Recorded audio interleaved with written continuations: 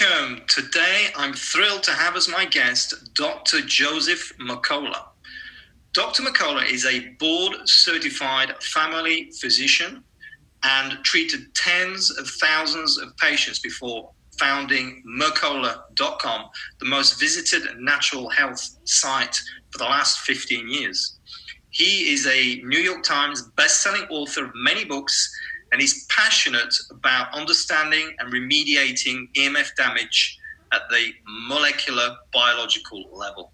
Dr. Mercola, thank you for accepting my invitation. You're welcome.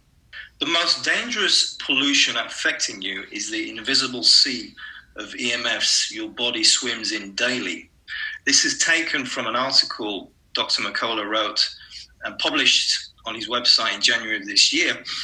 So I know you've been talking about the dangers of electromagnetic fields, EMFs, for a very long time. Mm-hmm. My first question is, when did you realize that they impact our health in some way?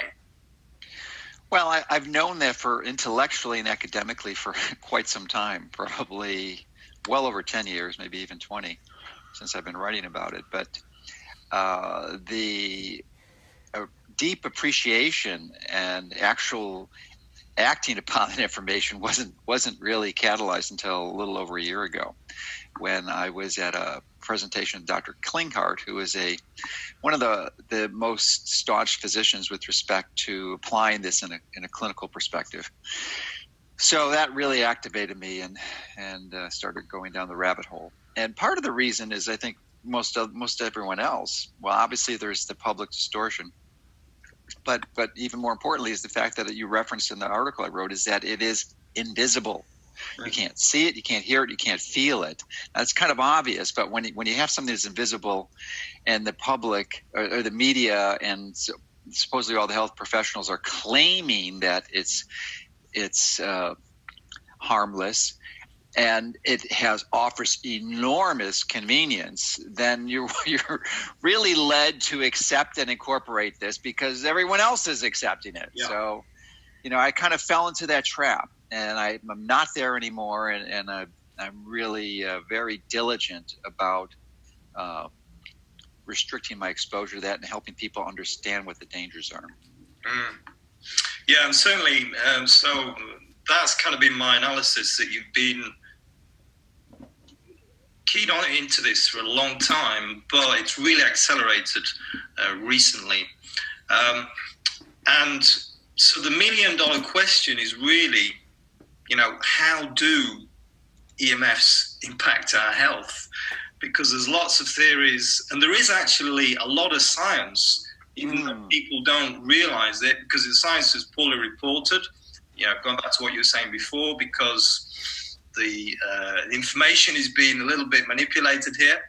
So there is a lot of science. But yes, my question is, what does science tell us about the mechanisms of harm?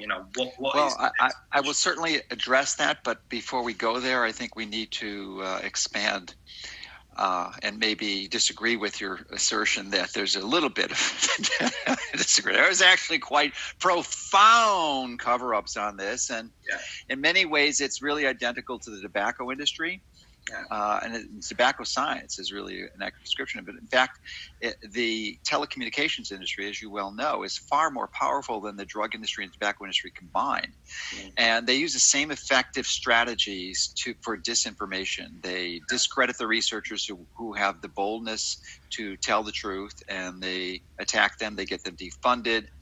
And then they spin up a dozen or more other studies by paid for researchers to discredit what the findings come out, and it's going to follow the same path. And even though the World Health Organization recognized it as a class 2B carcinogen, I get the confused with glyphosate, which is a 2A. So it isn't. It's a 1A. I mean, there's just no question about it. But the issue is. That I've concluded, and I'm writing in my new book, The EMF Extinction, which won't be out for a year or two because I've got so many other projects on my plate. But cigarettes. Before, this is the most important project. Well, it is, and I'm not stopped spreading the message. You know, and I'm not doing my research, but it's just there's so many pressing things that actually collide or together to offer the comprehensive solutions. Yeah. So one of them is detoxification and some other metabolic strategies that you can implement. So ultimately, the moniker, the saying is that cell phones are indeed the cigarettes of the 21st century. Yeah. And that will be recognized in probably the next 2 decades, which is, well, yeah. You know why it isn't recognized now, but that's the truth. You can take. I was hoping it could be before then, but okay. Yeah, I doubt it. It doesn't mean that you and those watching this can't protect themselves and insulate themselves and implement remediation strategies to protect themselves against this. And I'm going to focus on these. Yeah. So, you know, to answer your original question before I went on the tangent, there's quite a bit of evidence, as you suggested. I think most of the sound science is by Dr. Martin Pall, and I don't know if you're interviewing him for this series, are you?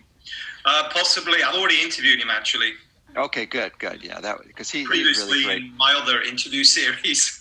Yeah, so and if you can watch that one, or you know, he's been very generous at providing interviews, and you can easily go onto YouTube and type in Martin Pall, Pall, and hear his 5 to 10 hours of his lecturing on the mechanism, and it's really very comprehensive and provides some of the detailed molecular biology of how the damage occurs.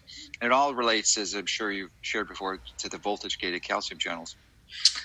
Yes. Yeah, so the density of these channels are highest in tissues, that primarily the nervous tissues. So your brain, the nervous pathways in your heart, the pacemaker cells, and the reproductive organs. So is these tissues, because they have the highest density of these receptors, these tissues are the most frequently damaged. So as a result of that, what diseases do we see?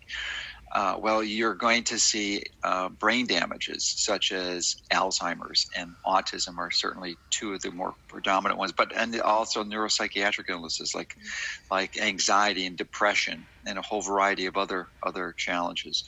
And then, interestingly, there's so many people. I lecture all over, and I ask the audiences, how many people have arrhythmias where their heart is beating irregularly, and that's a real common issue.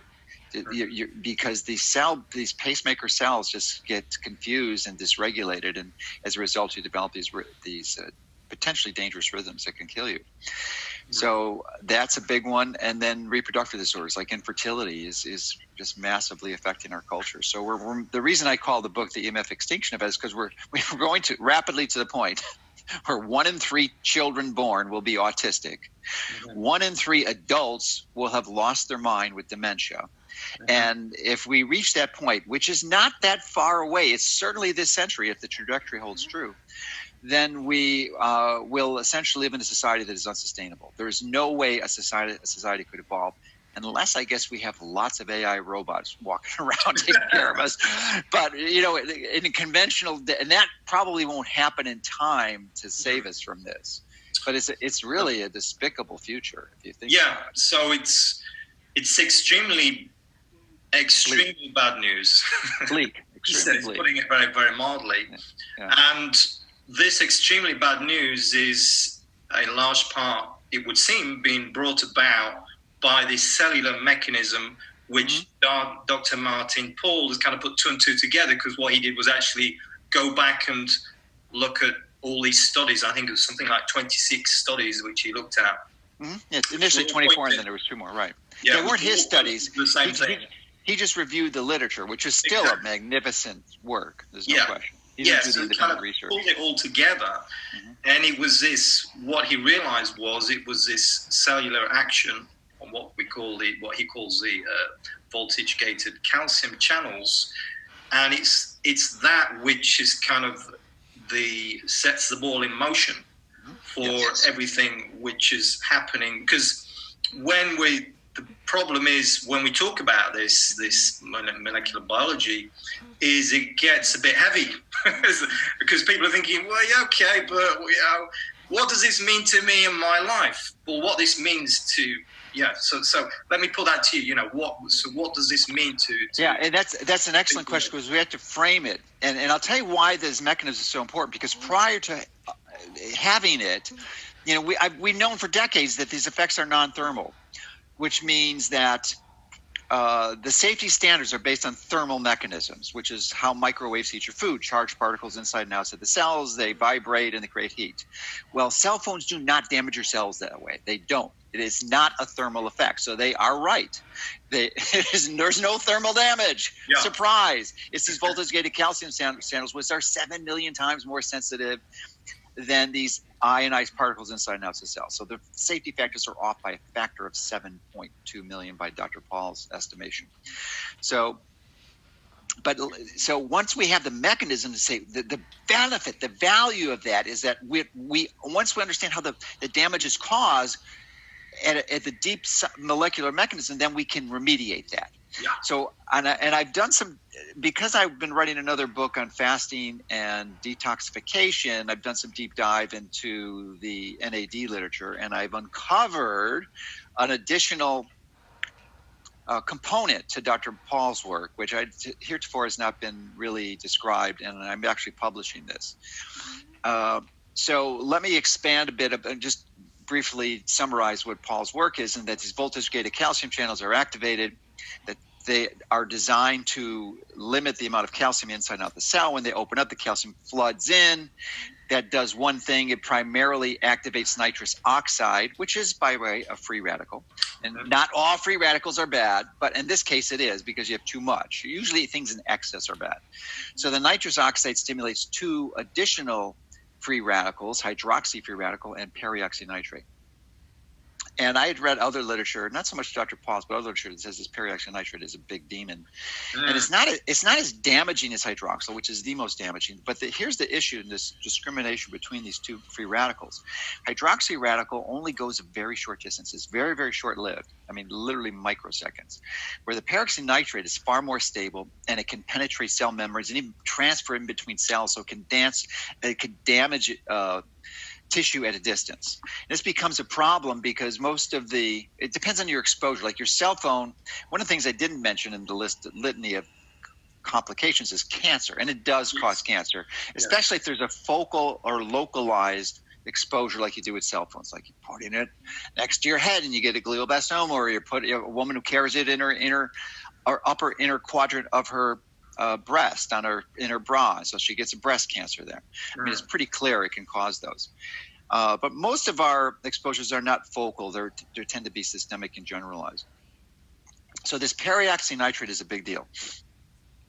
So how can you remediate? It becomes a practical question. One is you can, like Dr. Paul suggested, you can take calcium channel blockers.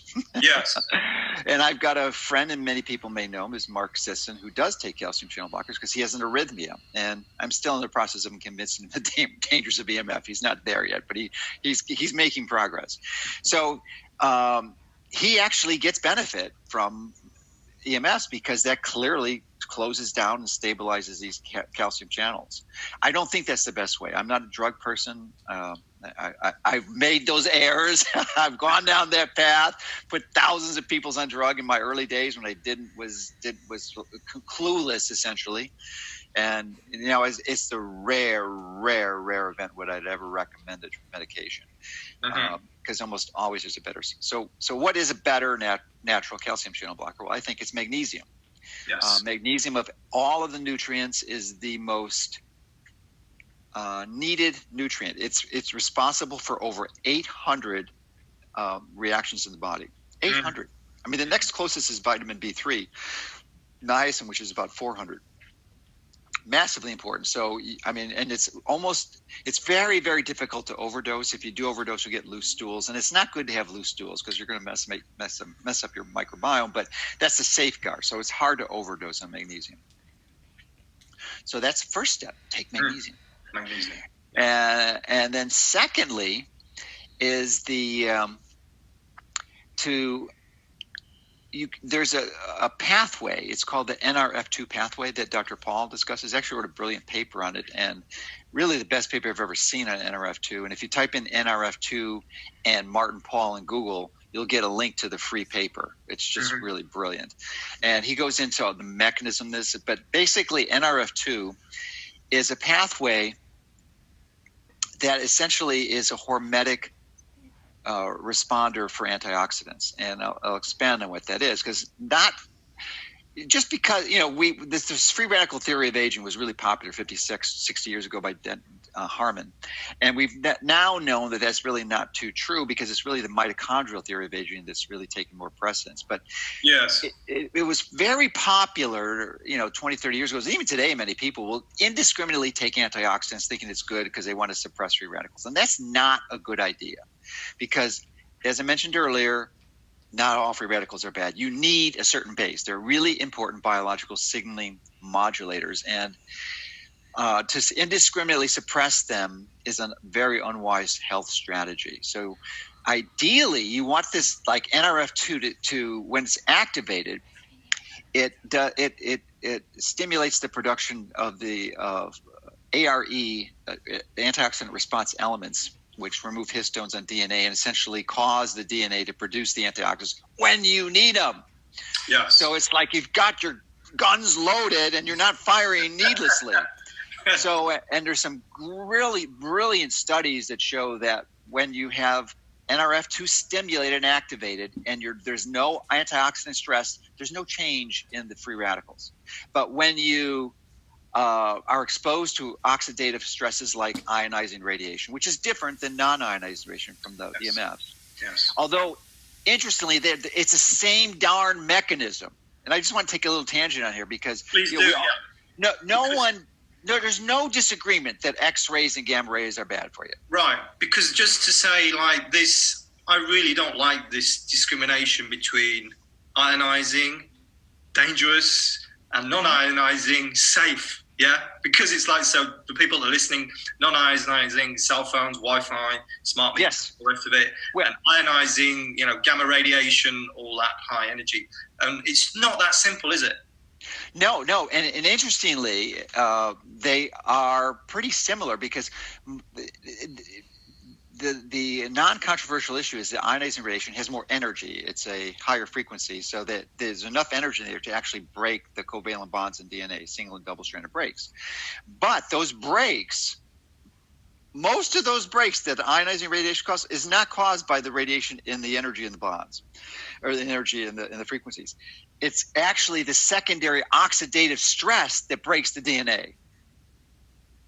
So, and that's the same mechanism that non-ionizing radiation occurs to.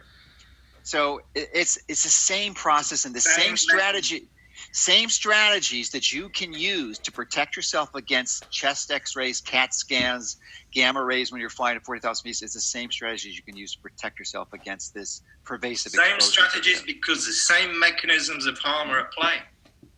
Yeah, it's not quite identical, because obviously magnetic fields at high frequencies can have problems, and you can't shield those where you can shield against ionizing radiation. But essentially, the molecular damage is identical. Essentially the same, yeah. Yeah, and let me see. So, okay, let me finish up the NRF2. So you can activate NRF2 in a number of ways. Probably the best and the most helpful are good, healthy foods. So like cruciferous vegetables, sulforaphane from broccoli, and and many other, almost all the cruciferous vegetables, the polyphenols, curcumin, these types of things, cacao, raw cacao. So having a healthy supply of that is your first strategy, because it should be based on foods and natural things, not necessarily expensive supplements. But if you didn't want to go to supplements, and actually as a food, in certain states, recreational marijuana or cannabis is legal, and you can grow it in the U.S. And the ideal way to do that would be to grow it and then juice some of it, not necessarily high THC strains, which is psychoactive. And why? Because CBD is another very powerful NRF2 upregulator. Really powerful.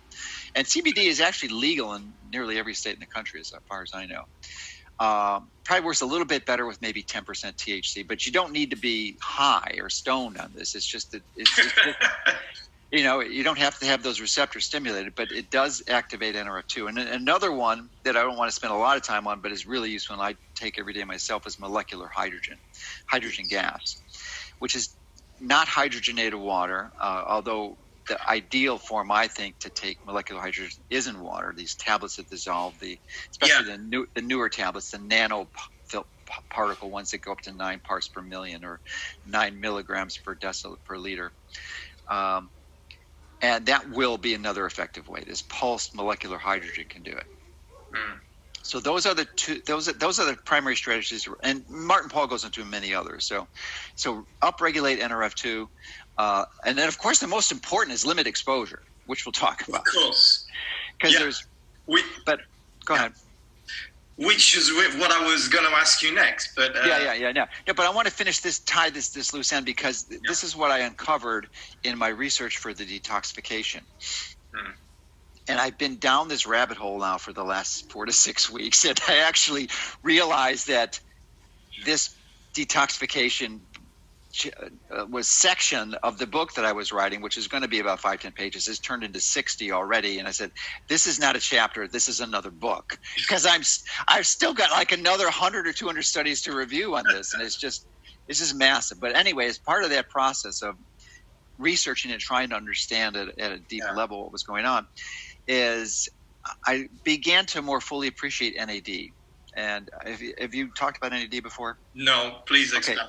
Okay, that's an acronym for nicotinamide adenine dinucleotide.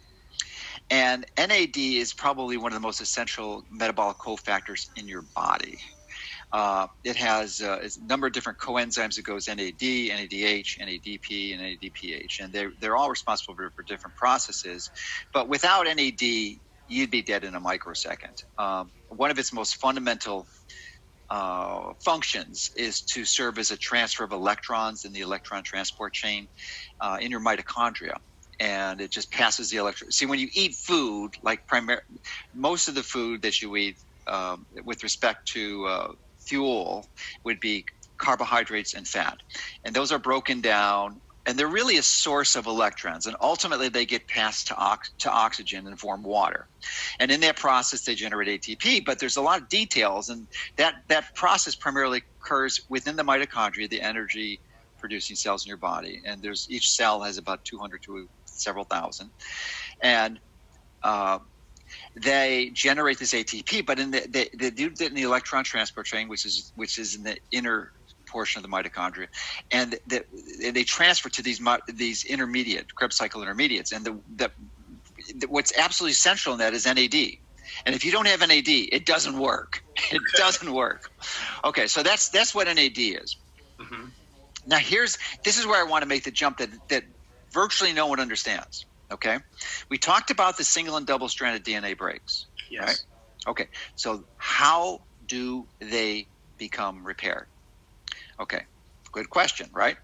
There is a family of enzymes called PARP, P-A-R-P, and the primary one is PARP1.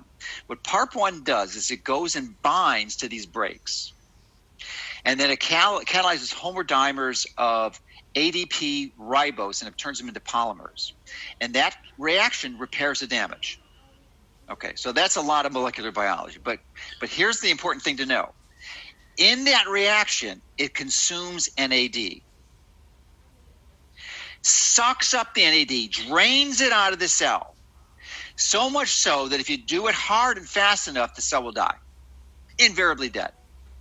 So here's the key strategy that's not appreciated at this point in time, and putting the pieces together, linking it back to EMF. If you can have a variety of NAD precursors to keep your NAD levels adequate and sufficient, then you can continue to repair the damage. Right. And my view is probably the single most important mechanism. It probably it's hard to know, but my guess is it may be important in NRF2. So we need this NAD to repair these DNA single and double strand breaks. The DNA, obviously, the blueprints for our cells, super important. So we need this NDA and so, NAD. NAD. So the question is, how do we get this NAD? Well, your body makes it normally. It's kind of like ATP. You go through about 9 or 10 grams a day. You're continuously recycling, and you lose very little of it. But if you have this massive oxidative stress that causes the DNA damage, that consumes it in amounts that was never designed to, then you're going to get deficient. And interestingly, you may have heard of Pellagra. It's a vitamin B3 deficiency. Have you heard of that? No, I've not heard of that, no. It was massive epidemic in the United States in the 30s and 40s, and then they figured out that niacin, vitamin B3, was a solution. And niacin is one of the precursors for NAD. And what they've realized recently is that Pellagra, which was previously thought to be a niacin deficient, is actually an NAD deficiency. So because you get dementia, dermatitis, and ultimately die from it if it's not corrected, because it's a serious issue. So having enough adequate vitamin B3 is probably one of the most important ones. You could even take higher levels of niacin.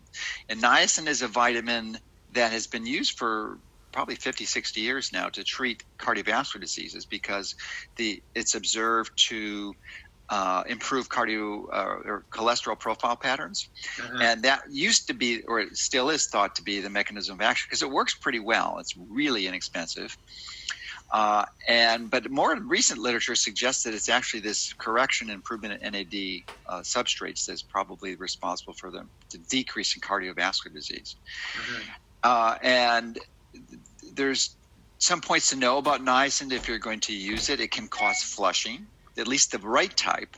There is extended release or non-flush niacin, which should never be used, in my view. So it's just regular simple niacins. It's dirt cheap. It probably costs pennies a day. And you can work your way up slowly. Usually at 25 milligrams, most people tolerate it. But, start at 50, 100 milligrams. A lot of people will flush, and you get bright red and you get warm. And it's an uncomfortable sensation for many, but some people enjoy it, actually. So, I think it's a good strategy. That's my current thought on NAD. And I take there's other precursors like nicotinamide riboside, NR, or nicotinamide mononucleoside, which probably play a good role. And I'm actually, David Sinclair's probably out of Harvard, is one of the leading researchers in the world on this. I'm actually going to be talking to him shortly to kind of help me understand this at a deeper level and make a better recommendation for how to remediate this. Mm. So, but that's a good one. That's a really good one. Okay, so cutting edge stuff here, folks. Yes, and I don't think you've heard that.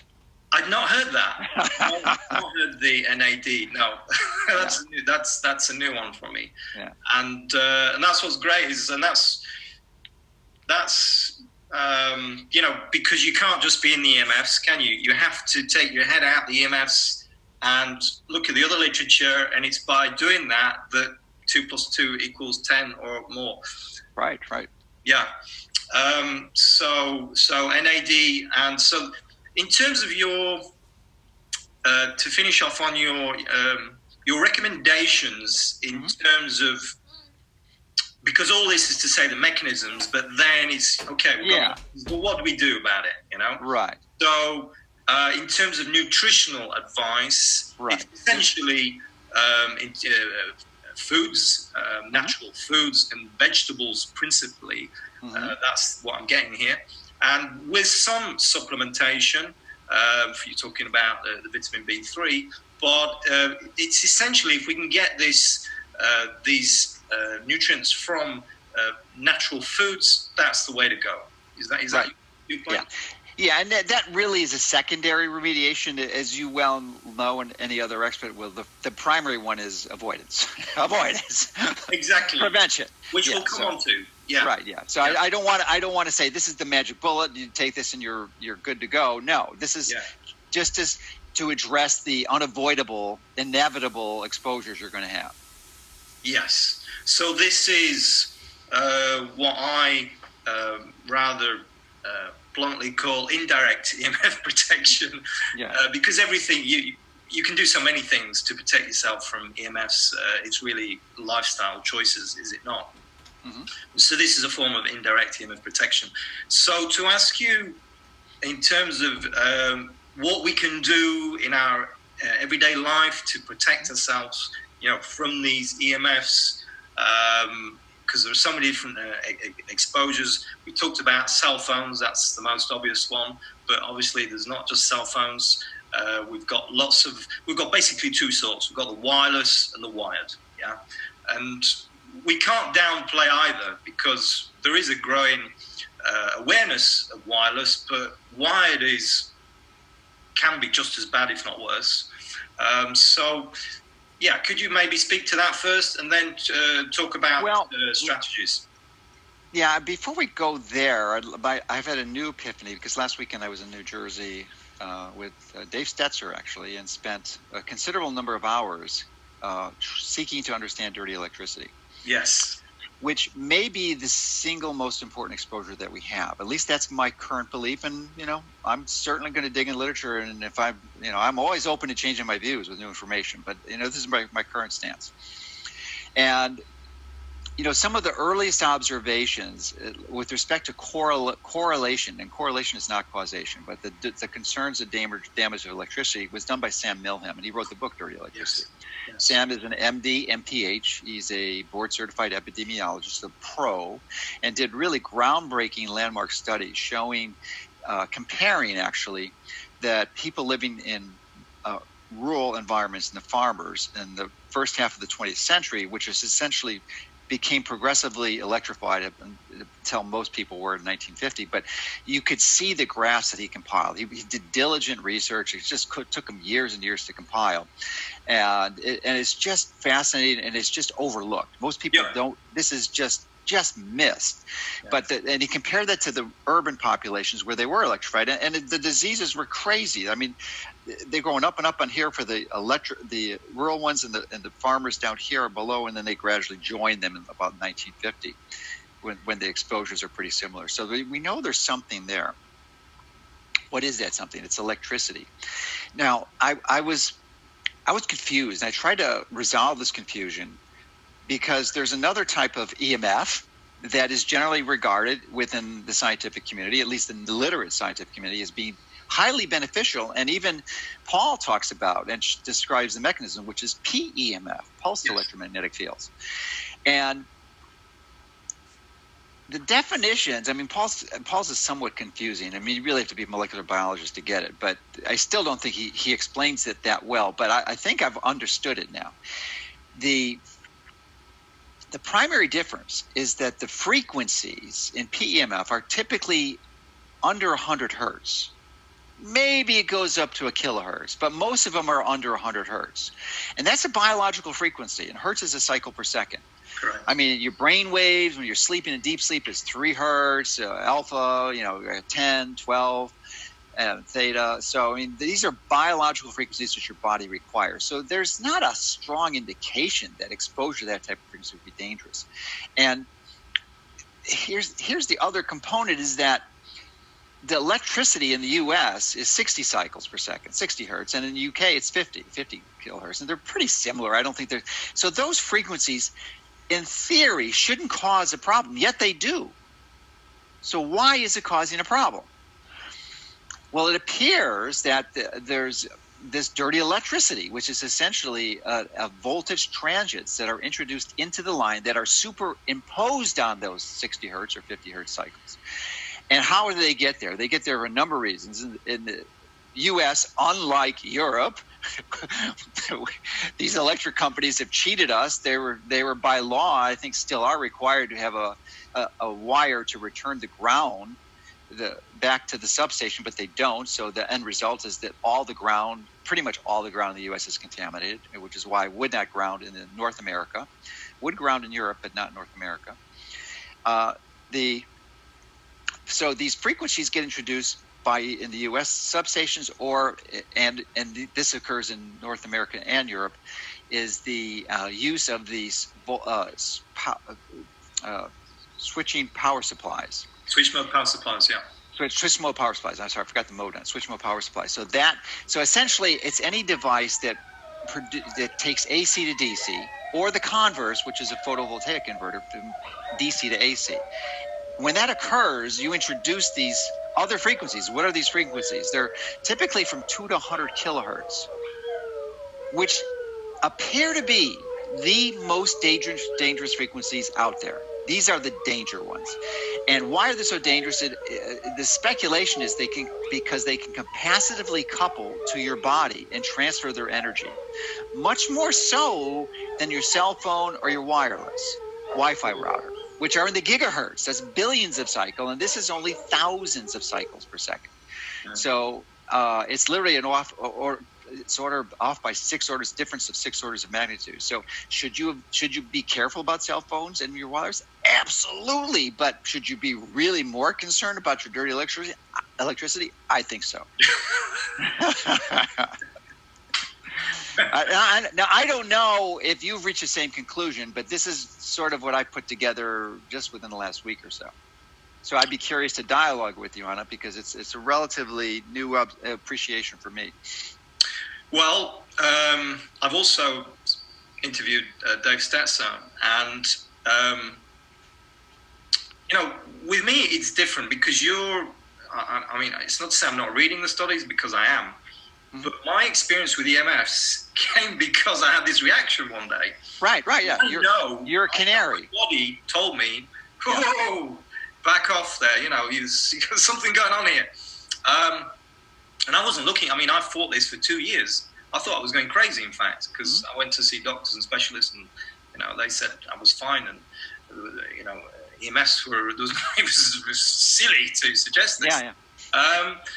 So, which is more dangerous? It's very difficult to know.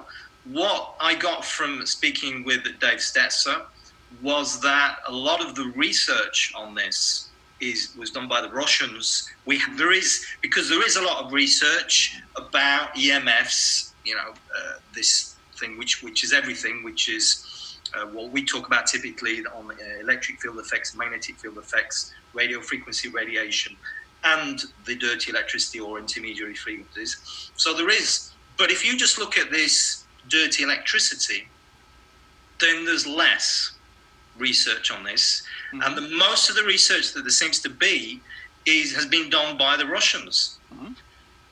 And, the Russians take this very seriously. I read one thing that Putin was saying, that he's not even worried about the US being a threat anymore, because everybody's just EMFing themselves to death, So they do know, and you've got places like Kazakhstan, they've got laws about dirty electricity, about the levels that there can be. So people, the scientists that understand this, and the people in power in governments that have been able to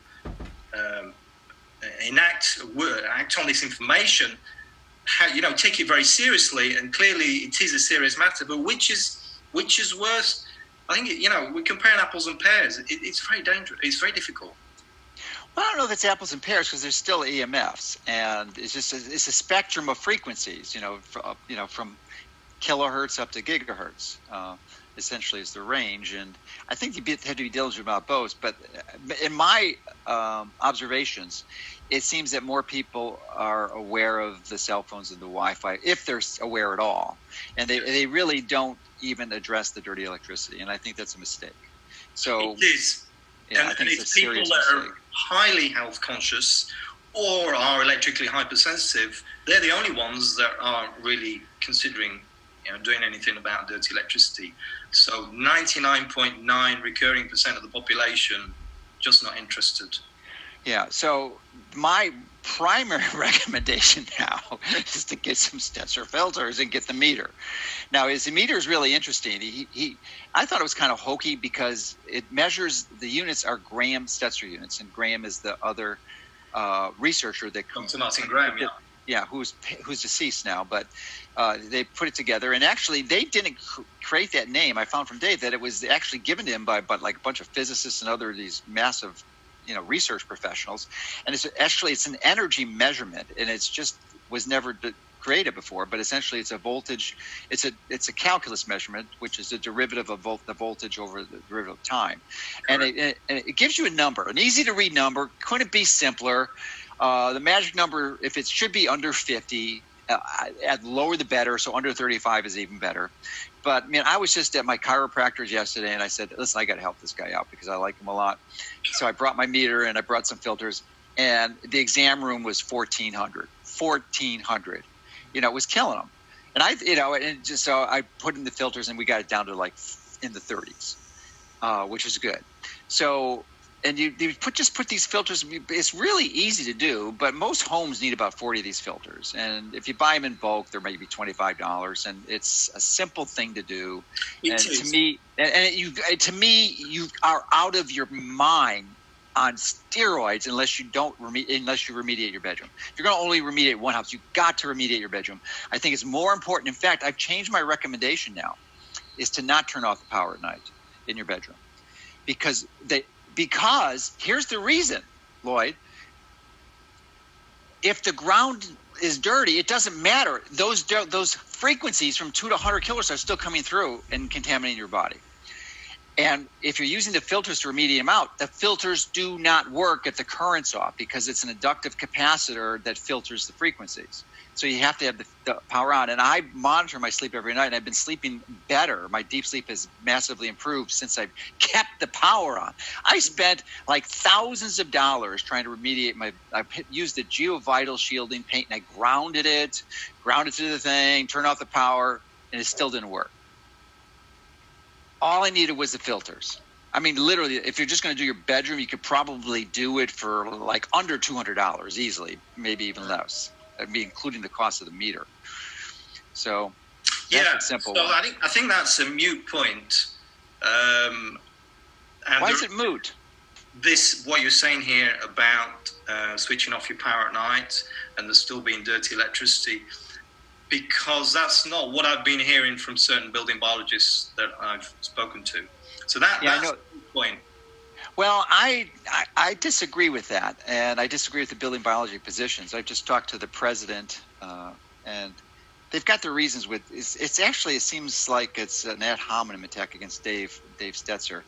But I'm talking actually in a few hours. I'm talking to Orrin Miller, who I have a great respect for. I like Orrin a lot. Yeah. And we're going to have a dialogue about that. I'm sorry I wasn't able to talk to Orrin before, but our schedules just didn't coordinate. But that's my position. I may change it next week, but I think. Okay. And that's what I concluded. One thing we need to remind people here is that how to find if you've got a dirty electricity problem. You measure with the micrometer meter, the GS meter, which is simple, really simple. Yeah. And then the problem is that some studies say 2/3 of homes have wiring errors. And if we have wiring errors and we insert the filters, then we can get elevated magnetic fields. So we can actually exacerbate the problem. So it's not necessarily really the place to start. Well, that's the claim. That's the claim, and I discussed that with Dave yesterday, actually. And that would be so wiring error would be shared neutral, and so you may get so you've got a magnetic field, but that magnetic field doesn't go very far. Typically, they go inches. I mean, because those filters are actually create a magnetic field, and you do not want to be sleeping on a filter. But I mean, literally go 6 inches away and it's not there. So I think it's the same thing with the wiring fields. And I've got to talk to Orrin about this. I know that's their primary issue, but I don't think it's an issue. And have you had personal experience with people getting worse using the filters that had wiring errors? Yes.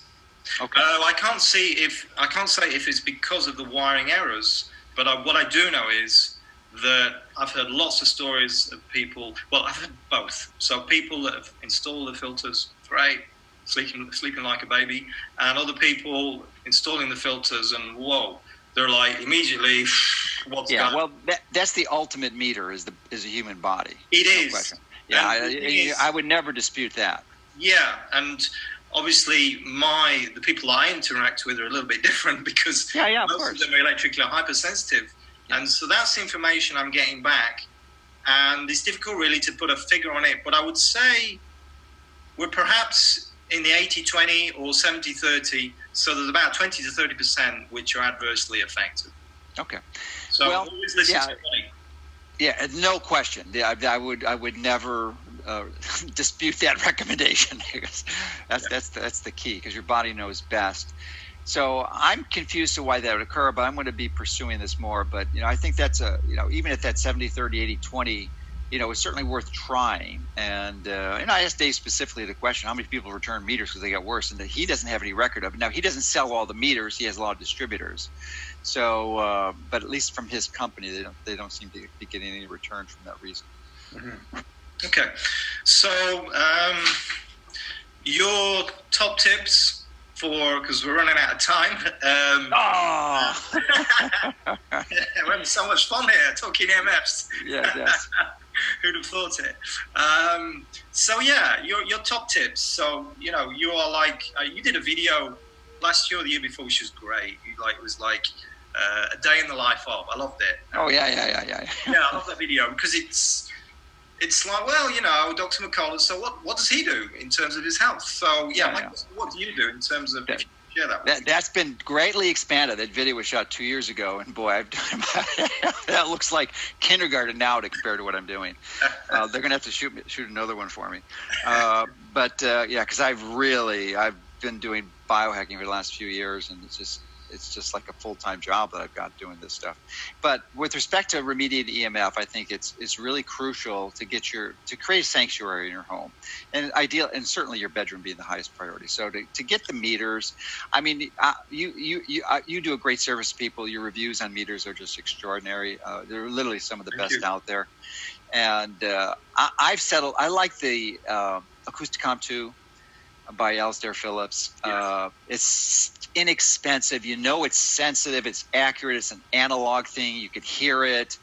And it's only going to measure RF, but it's good. I mean, I remediated my home with that filter.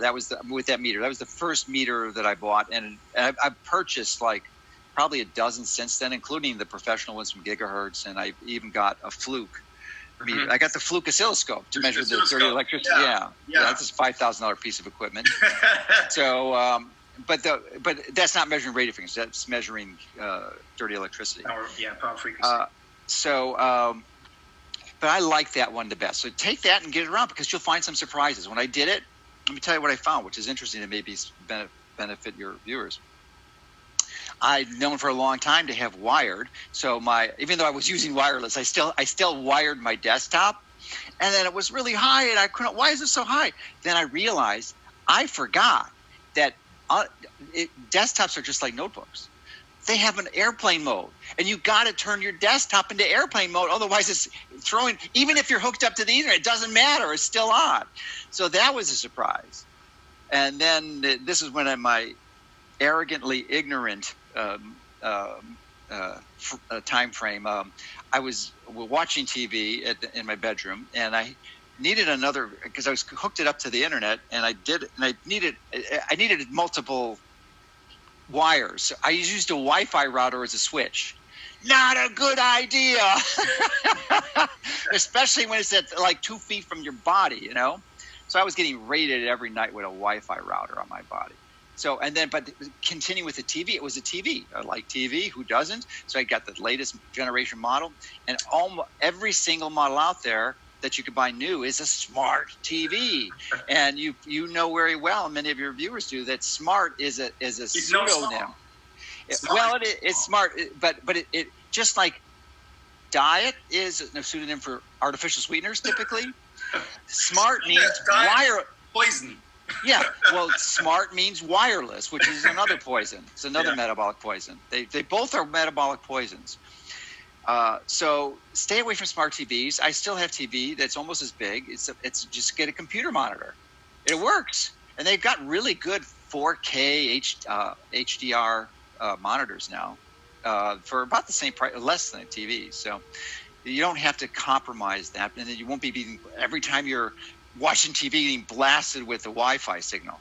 And not many people know that one. That's kind of a hidden one.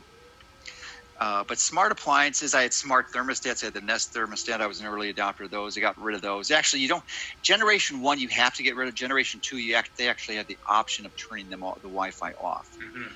So it's just... And then there's the problem of the modem router, because so many people got these modem routers with... Oh, yeah. Fitted with the public Wi-Fi. So you've got the Yeah, well, that's the basic one. Yeah, you got to have your Wi-Fi off. I mean, you just get a router or router if you're in the UK. Sorry, that's how I pronounce it. Yeah, no. I'm not. This is not a tomato. Just make sure there's Wi-Fi off. And how do you know? Just use your meter to check. Because I eventually wound up getting one that didn't have Wi-Fi on it because I had one that they software disabled it, but then when they do a software update, it turns back on. And how do you know? Because I was check every day. I put my meter on to see how I'm doing. I am OCD on this. I do not want the typical reading in my home is below 0.01 volts per meter. Wow. I mean, occasionally it goes up to 0.02, so it's really low. Yeah, it's definitely low. And so those think those so Wi-Fi, and not Wi-Fi off just tonight. No Wi-Fi. Get rid of the Wi-Fi. And if you say, okay, well, then how am I going to run the wires? Well, find a home theater company, which is usually the professionals that do this best, and hire them to install the wires for you, unless you want to do it yourself. But most people, I mean, I certainly couldn't do that. Yeah. So, and then you can wire your house. You only need. I mean, I must have like 10 places in my house where I have cords that I just plug into when I need it. So, yeah, those are the big ones, I think. And then the other things I do, because I travel, many of your viewers may not travel, but I travel a lot, more than I'd like to, typically once or twice a month, and I sleep in hotels. I'm sleeping in a hotel 3 days next week. And I travel with an EMF sleeping bag. That we created. They are out there too now. We're trying to get one that's relatively inexpensive. We're currently using the Aronia fabric from Austria, which is a pretty good mitigator. And I was concerned that it's one that's you can actually, that's conductive, so that you can touch it and then you get it. And I thought I might be getting the fields in, but I use a GeoVital meter, and I use and I had Dave Stetzer measure it, and it's fine inside. It pretty much goes down to below 0.01 volts in there.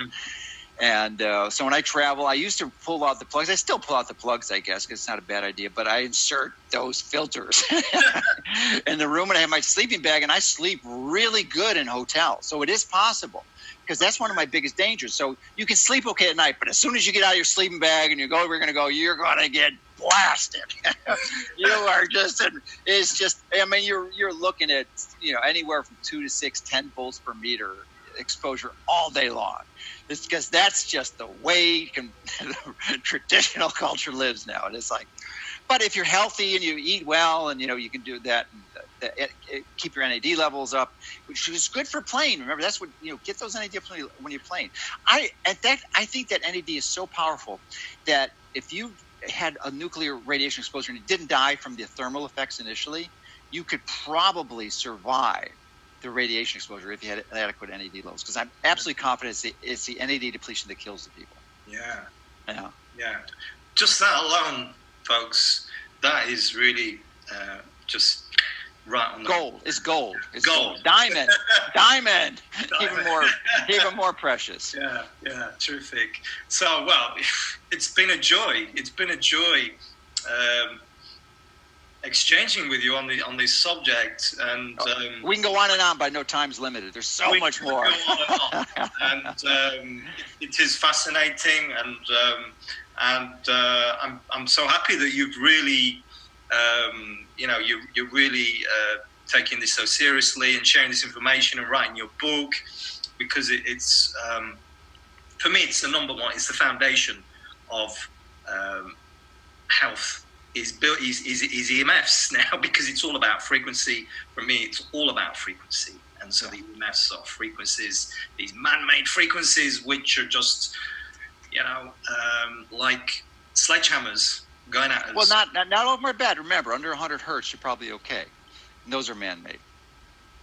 Yeah, they can be very therapeutic. I use PEMF every day for hours. Yeah, so it can be useful, and at very low doses, very literally a small little camera battery, and not like I plug into the wall or anything.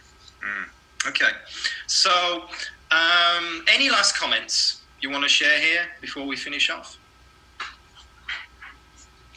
Yeah, I would just encourage people, if they haven't done already, is to realize that this is real. And if you haven't got a meter already, that's probably the single most important thing you can do, is to stop making it invisible. Visualize it, because when you get that feedback of your environment, you're motivated to make change. If you can't see, hear, or feel it, and you're not having symptoms like you or a large number of the electromagnetic hypersensitive people are, then you're not going to be motivated to action, and it's the action that's going to be crucial. Fantastic. Dr. McCullough, thanks so much for being you're welcome. This EMF Health Summit 2018. Obviously, drmccullough.com. No, not so obviously. It's Mercola.com. Mercola.com. So not so Mercola. Yeah, Mercola. Even simpler. Well, 2 less letters. 2 less letters. 7 instead of 9. So. Where there are lots of information on this. Okay. We've only been doing it for 21 years. So. Only 21 years. So it's just really one of the top natural health, if not the top natural. Yeah, I think so. That's what a lot of people say. Not biased at all. Not biased in the least. Totally modest as well. Anyway, so thank you for. You're welcome. Joined us today. Thank you. Thank you. And thank you for being part of this movement. Stay tuned for our next session. Many thanks. Take care.